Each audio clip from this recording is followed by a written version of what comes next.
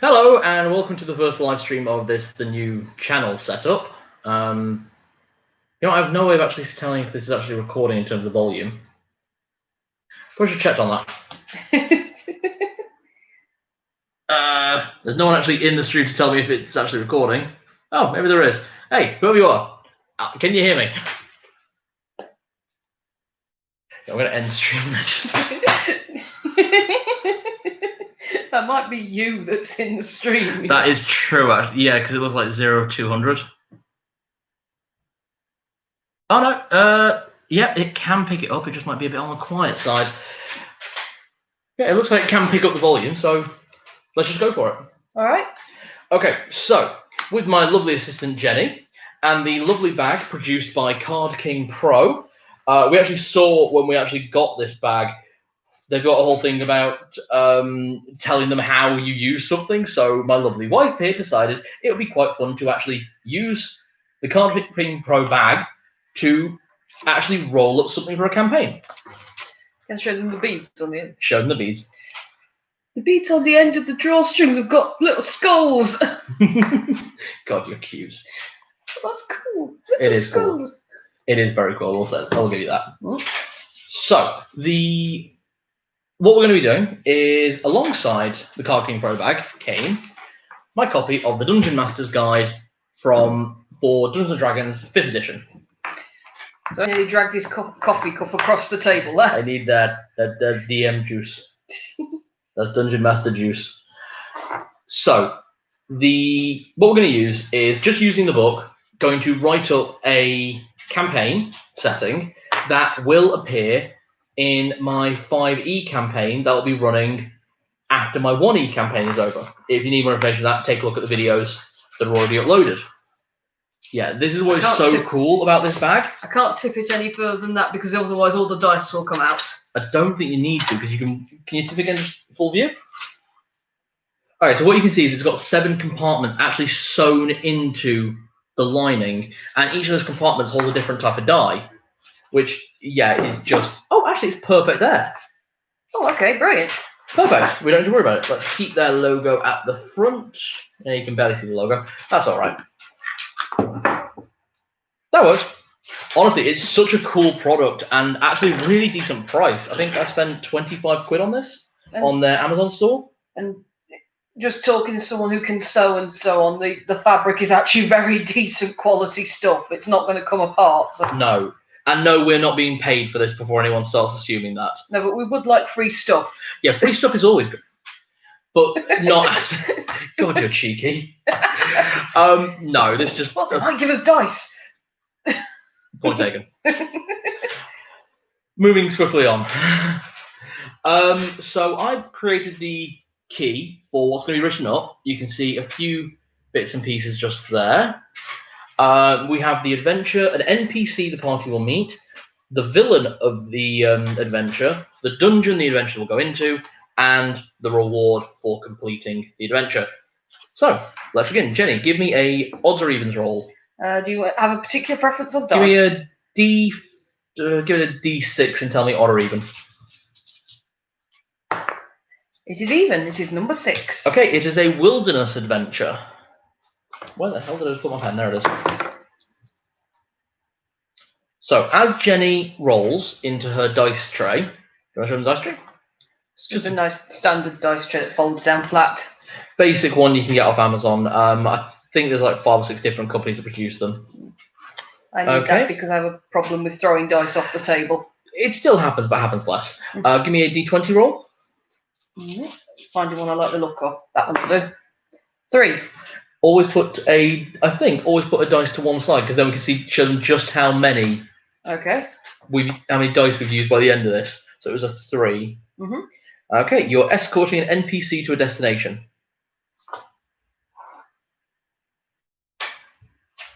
In the wilderness. Could go through the wilderness, could start in the wilderness. Okay. Give me a D12 roll. This is the other goal of the adventure. Okay, just a second. There we go. 3. 3 again. You must also retrieve an object from inside a secure location in a settlement. Also, someone's playing a thief. Though knowing Chris and my brother at this point, they probably will.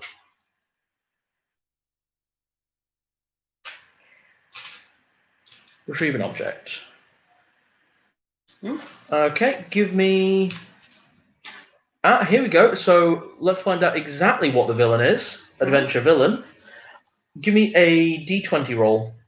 An 8.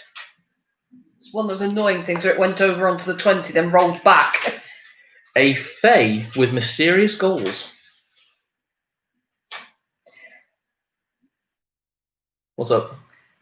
We're starting in the wilderness and we're escorting an NPC, and the main villain is a fairy with mysterious goals. I think they want to fuck him. Yeah. I was going to say this is starting to remind me an awful lot of old legends. Yeah. Okay. Let's find you an adventurer ally. Yay! So an ally who will be someone who might help. Give me a d12 roll. That's a 9. A celestial ally. Angels are going to save us from the fairies.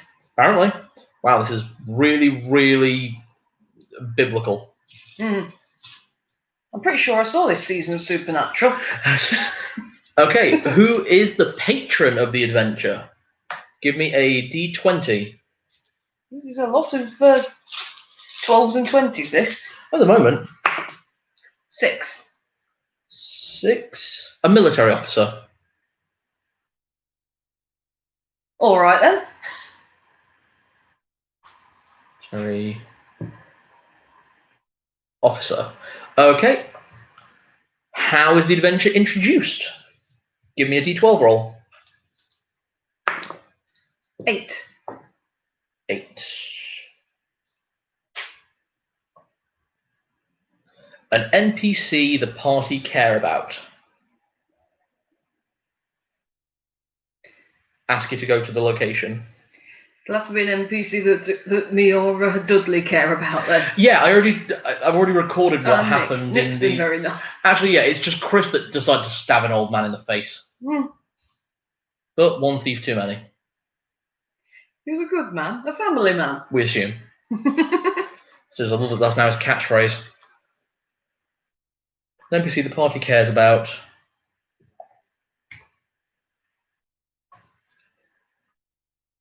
And needs to go to the location. The what? They need you to go to the location. Oh, okay. Right, now what? Okay. Now we do the adventuring climax. So d12. I'm trying to find the ones that I like. 8 again. Are you guys broken?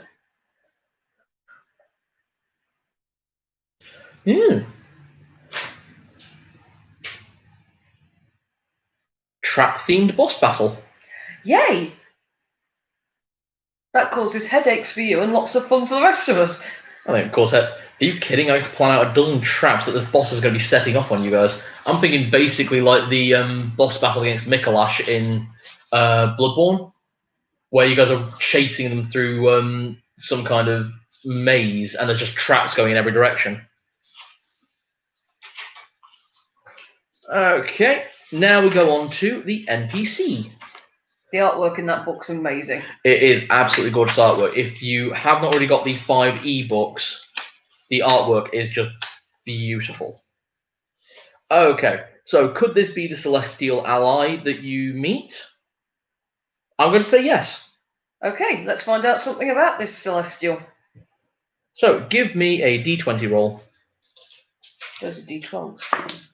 5. They appear ragged, in dirty clothing. A fallen angel, you say? See, I'd actually go with Angel of Charity. Oh, actually, yeah. And also, why would a celestial angel always appear like a celestial angel? So they want to blend in a little bit. Given the actual descriptions of angels, they definitely want to blend in. Yeah. Hello, I'm a being made of eyes. Ah! Okay then. Roll me a d6 for its highest ability. Oh, that's a pretty d6. 1. High strength. Powerful, brawny, strong as an ox. I love the minor descriptors. Give me a d6 for its lowest stat. This is very satisfying as a dice goblin.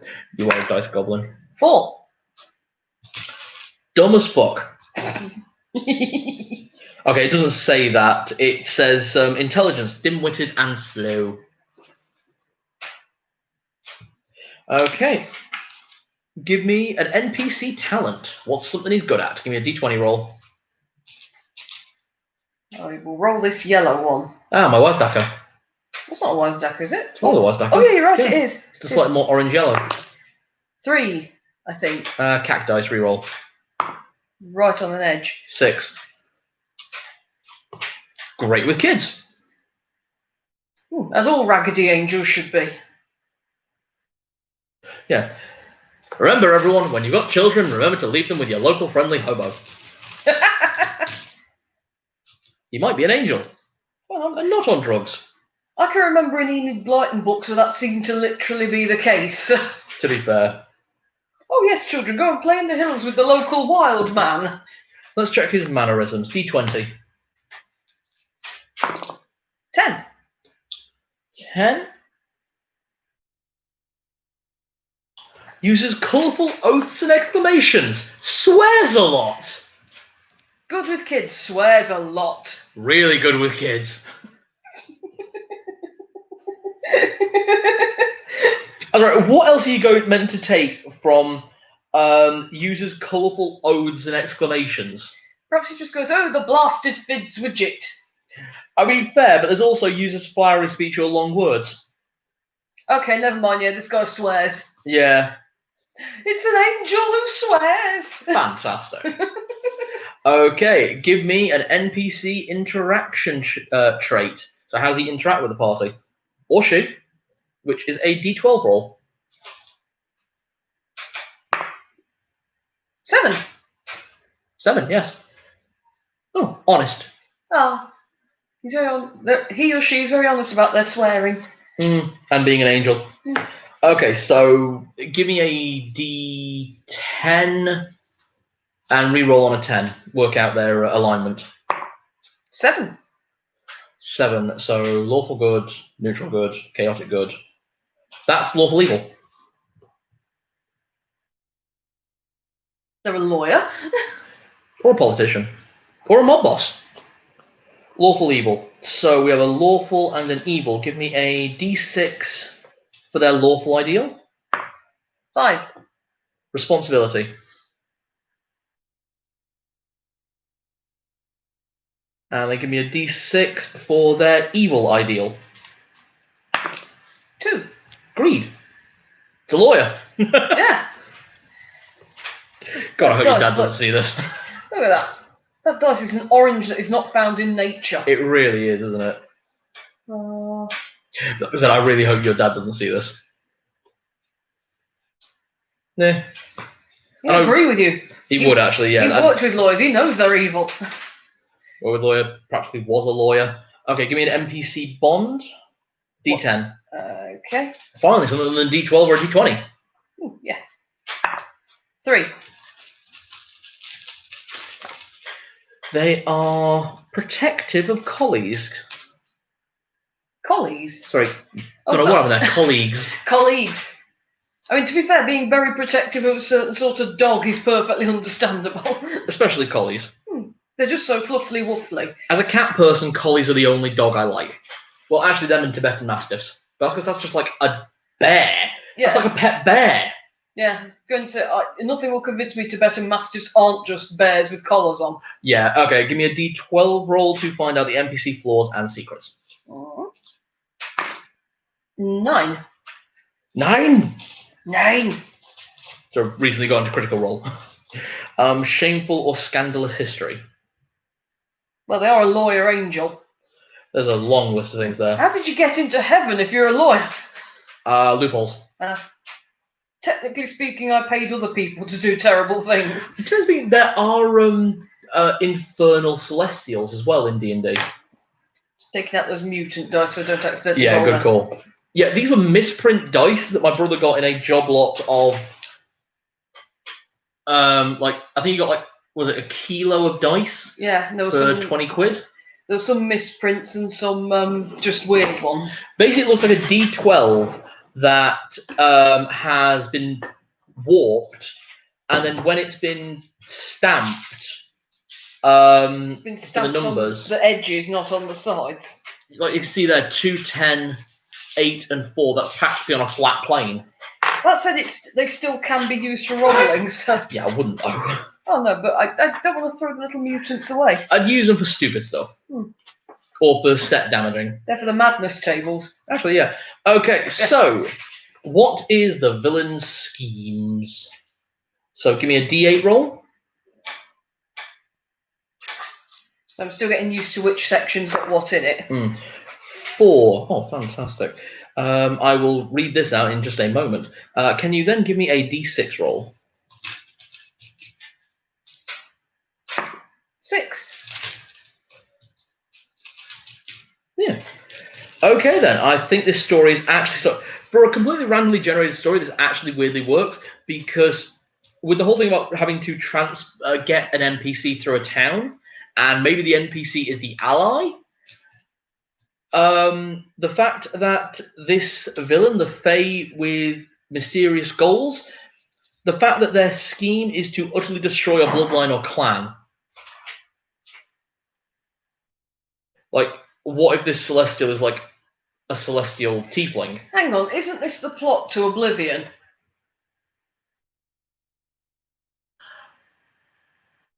Yes.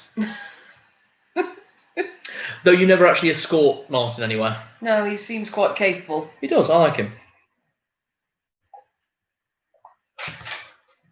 Okay, now let's find out what their 3 preferred methods are. So you're going to give me a D20 roll 3 times. So give me 1 D20 first. Can I just roll through D20s? I'd rather not. Okay. 6. 6. They enjoy defamation. Can you give me a D4 roll? D4. 30. Oh, D4. Blah, blah, blah.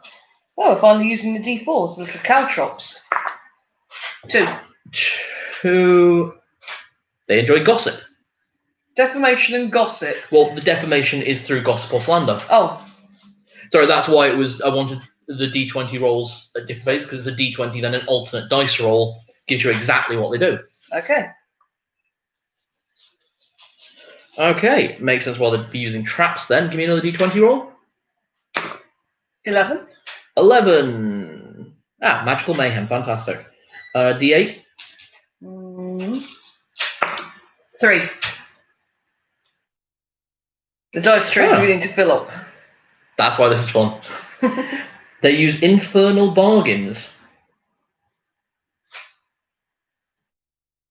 Okay, so expect demons and other things. Okay, and give me another D20. 17. Ooh, theft or property crime. Now give me a D10. 9. 9! 9! They enjoy seizing property.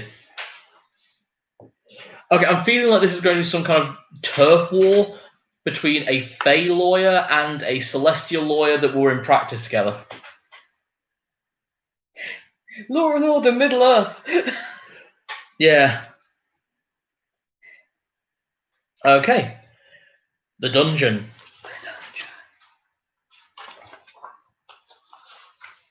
Oh, so much pretty artwork. There is, and there is so many tables that I love. Okay, so we need a dungeon location. So obviously it's going to be in the wilderness. I need a D100 roll. So that is units and tens. Yep. 25. Beneath a ruined city. Oh, going through the wilderness into a ruined city. Yeah, it happens. And move all the ones that have been used up a bit. I mean, it's like that one in, is it Tibet they found?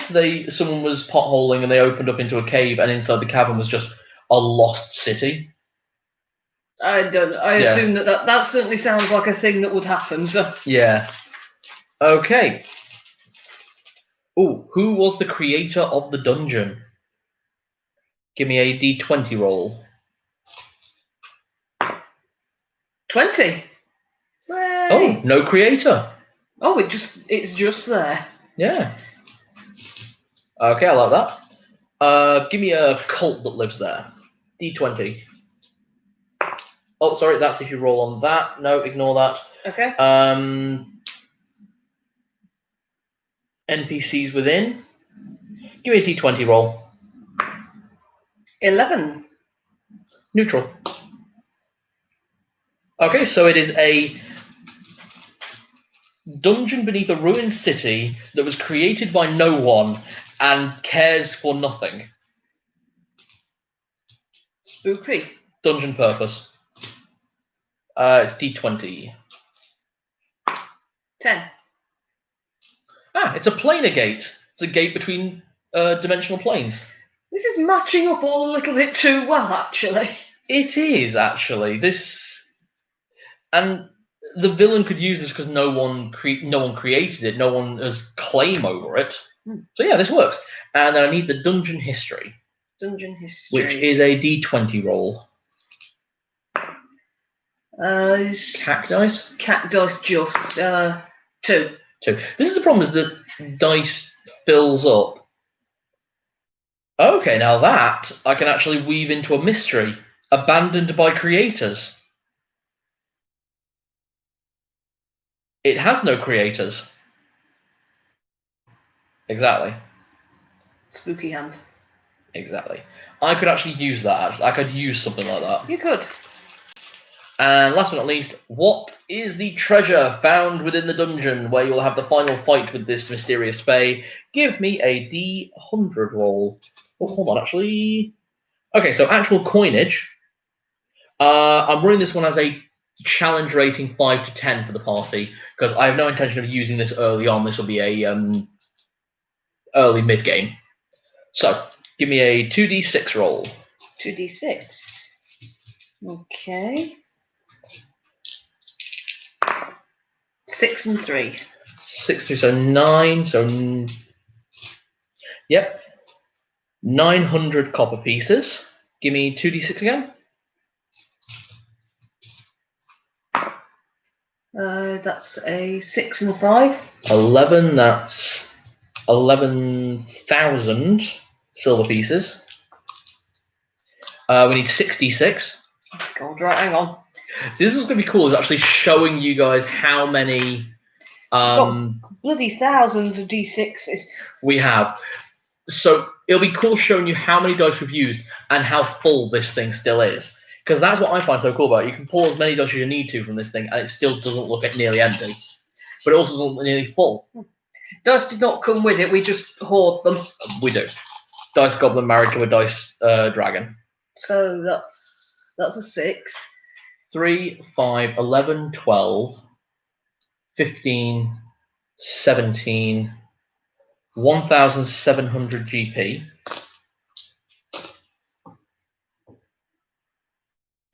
And give me 3d6. Right, I'm down to the more boring d6s now. That's right, we still have many. The ones that we just nicked from games. 3, did you say? Yep. Oh, that's not so good. 4. So Snake eyes. 40 platinum pieces. Okay, now we need to find out what actual reward you get. Give me a D100 roll. I'm going to use these pretty red ones. Alright. 44. 44, good, we didn't get anything boring. So 2d4 GP artwork each were 250. Hold on, 44, yep. There's artwork down there. Hold on. This is a separate table. So yeah, actually give me the 2d4s. 1 and a 4. 3. 4. So 4 250 GP artworks. And I will roll those in a moment. And at 44, there was also, give me a D6. 6. Oh crap. That is 6 magic items on table A. Things as a player you want to hear your GM say, oh crap. Okay. Yeah, that's correct. Challenge rating. So we want artwork first. Okay, 200 GP. We're getting 4 rolls on this table. Give me 4 D10s, 1 in sequence. So D10. Hold on. 9. 9. A box of 9. turquoise animal figures.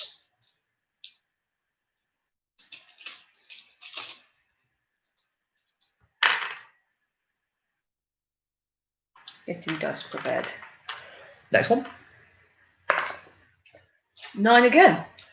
Okay, 2 boxes of turquoise animal figures. Clearly someone had a bit of a collection. Yeah. 7. Ooh, a large, well-made tapestry. Uh-huh. Last one. Yeah. 5. A bronze crown. Okay, so It's functionally worthless. yeah, it's still a symbol of office, I suppose. For a very poor kingdom. Folketon, declare myself king of the Shite Castle.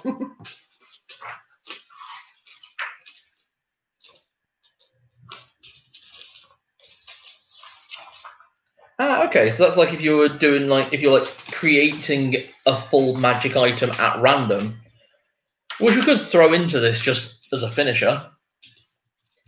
But let's do the magic table A first. We get 6 rolls on this. 1, 2, 3, 4, 5, 6. Okay. D100s. Oh, bloody hell. Right. Hold on. I need to. So, how many was it? 6? 6. Right, I'm going to try and do pair ups of these so it's That's more right. obvious. So, 1. 45. 45, a potion of healing.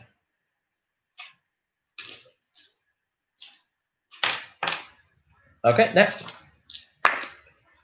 92, sorry. 92, a spell scroll 2nd level. Hate scrolls. I just find them a really easy way to break a system. Like potions, the mechanics on them make sense. The scrolls, there's a lot of variability. So give me a roll. 80, bang on. Must have heard me. Spell scroll level 1.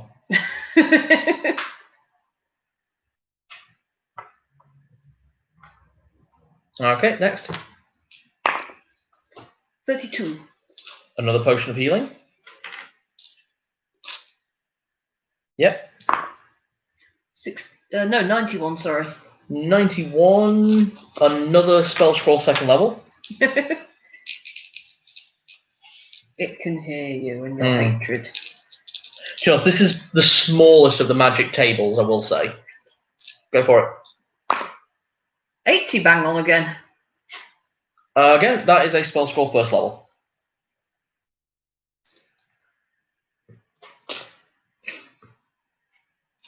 Okay. Okay, last but not least, let's take a look at